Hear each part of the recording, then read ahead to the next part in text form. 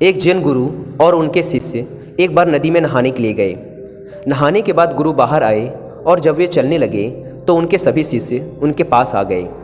तब एक शिष्य ने पूछा, गुरुजी, मैं आत्मज्ञान पाने के लिए क्या करूं? वहीं पास में ही एक कुत्ता खड़ा था। उसकी ओर इशारा करते हुए गुरु बोले, उस कुत्ते से सीखो। और वे आगे चलते रहे। शिष्य बहुत निराश हुआ और मन ही मन नाराज भी, क्योंकि गुरु ने उसके प्रश्न को अनदेखा कर दिया था। उसने फिर पूछा, गुरुजी, मैं उस कुत्ते से क्या सीख सकता हूँ? बिना कुछ बोले गुरु आगे चलते रहे।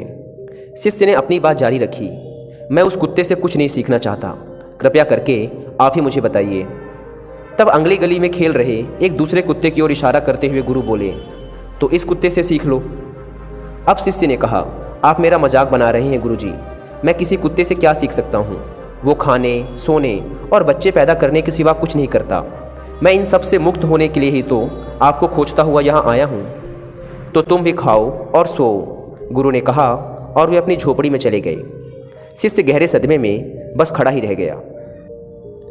दोस्तों, इस कहानी में गुरु ने शिष्य से बहुत ही गहरी बात कह दी। जिस प्रकार एक कुत्ता जब खाना खाता है तो वह सिर्फ खाना ही खाता है, जब वह सोता है तो सिर्फ सोता ही है। वह जिस वक्त जो काम कर रहा होता है उस वक्त सिर्फ वही काम कर रहा होता है। इसी प्रकार हम भी जब कुछ करें तो उस समय हमारा पूरा मन व शरीर केवल उसी काम में होना चाहिए। अगर हमने इतनी सी बात सीख ली कि जो भी करो उसे पूरे होश के साथ करो, वर्तमान में जीते हुए करो, पूरा दिल, दिमाग व शरीर केवल उसी काम पर केंद्रित होने चाहिए। अगर हमने सिर्फ इतनी सी आदत डाल ली तो हमारे जीवन की आधी से अधिक समस्याओं का अंत हो जाएगा। एक औसत व्यक्ति आजकल क्या करता है? वो खाता है पर उसे खाना नहीं कह सकते, वो सोता है पर उसे सोना नहीं कह सकते। क्यों? वो जब खाना खाता है तो खाने में पूरी तरह शामिल नहीं होता। अगर वो कुछ बहुत ही शानदार चीज़ भी खा रहा हो तो भी स्वाद की ओर उसका ध्यान बस पहले कौर तक ही रहता है।